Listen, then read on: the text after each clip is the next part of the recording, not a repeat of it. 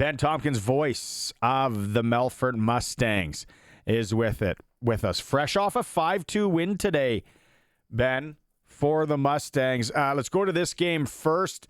I was talking to the commish while it was on. It wasn't a 5-2 game. A couple of empty netters there. Things look tight for the most part. Yeah, I think every game has been tight, especially for us here at the Centennial Cup. You expect it.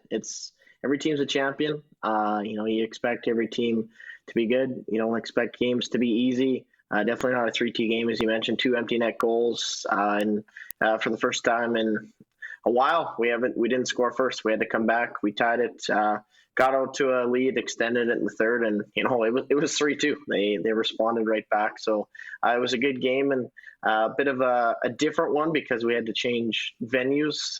18 minutes into the first period, we had to go on the other side because there were some ice issues. So yeah, there was about a 45-minute delay, so it was kind of hectic for the fans, for the players, even for me having to set up my stuff again. But it was all worth it because we got the win.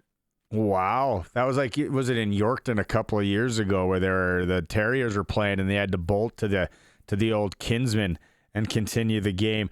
We're 3 games in here, 2-1. They lose to Calgary in game number 1. You've been around this team all year. You know this team well. Are they playing Melfort Mustangs hockey? It's just like you said, the competition kind of ratcheted up here. Yeah, I think they're playing more and more Melfort Mustangs hockey as the tournament has gone on. First game came out flying, great 15 minutes. We, we're lighting them up physically, hard on the forecheck. We scored that power play goal. But after that, we kind of went away from it, and that was the reason we lost. I mean, talking to the coaches, to the players, they knew that. They understood it, and a little bit better against Edmonton, a little bit better than against Rockland as well. And it just kind of goes to show when you play your game, when you're not on an Olympic-sized ice and you're able to dominate physically like you do in the SJHL, it just pays dividends. I still don't think we've quite had our best game yet. Kind of a full 100% effort, but it's getting so much closer to that mark, and obviously it showed up with the last 2 wins. So they're figuring it out, and hopefully the best hockey this weekend ahead. You mentioned Olympic-sized ice. Are they playing on bigger ice there? No, I mentioned that because we had to do that last year in Oakville, and that's right. it wasn't a complaint, it wasn't an excuse, but. When you're the SJHL team. Yeah, well, exactly. You kind of want to – it's harder to be physical and on the forecheck and, banging bodies, tying up on the wall when, you got an extra 20 feet out there. So you can get hung out to dry in a hurry on those big ice surfaces. Okay, so back at it tomorrow against the Braves de Valley Field. What do you know about that? They're 0-3. Are they coming at it? Are they one of the weak sisters here? Honestly, I just think our pool's really good. No offense to Quebec, I don't think they're playing bad. Defensively, I don't think they've been outstanding, and maybe they have a little bit more difficulty in this tournament, kind of year by year. But I was talking to my color guy earlier. It's either us, Edmonton, Calgary, or Rockland that's not going to be in the playoffs, which. Those are probably 4 of the best 5 teams in this tournament. I really think so. So they've had tough competition. They've been blown out a couple times, but they don't technically have anything to play for. I think they will be playing for pride. It's not going to be an easy game, not something we can take lightly for sure. Maybe, they haven't played their best, but it's just really tough competition. No offense to Group A, but I think Group B is really, really tough. What have you been watching? A lot of the other games, and what are you seeing? Like you talk about, Group A maybe being a little bit lesser when it comes to the competition side.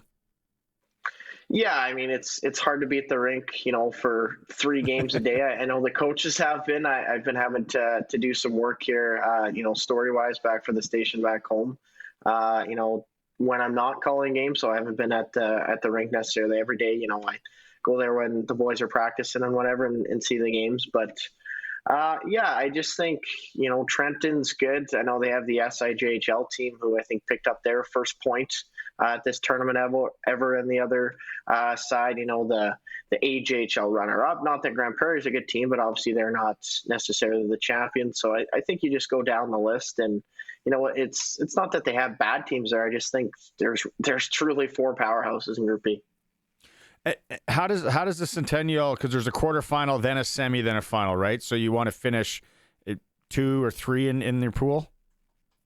Yeah, so top 3 in each advance. There's 5 teams in each pool. Top team in each go straight to the semis, then 2 and 3 cross over in the quarter. So a bit of a waiting game for us. The Calgary-Edmonton game we'll be watching tonight for sure, because if Calgary doesn't win outright, win in regulation, we have a shot at the top spot tomorrow. But if they do beat Edmonton, then we're guaranteed in the quarter. So it's kind of a double-edged sword. It's, do you want to have to play for your life tomorrow? No. But do you want to be able to play for a bye in the semis? Absolutely. So it's crazy how there's 4 games left and there's still so much on the line. Not to jump all the way back, but that first game, one thing I wanted to ask you, Calgary, who from all accounts, solid hockey team, they remind you of anybody from the SJ?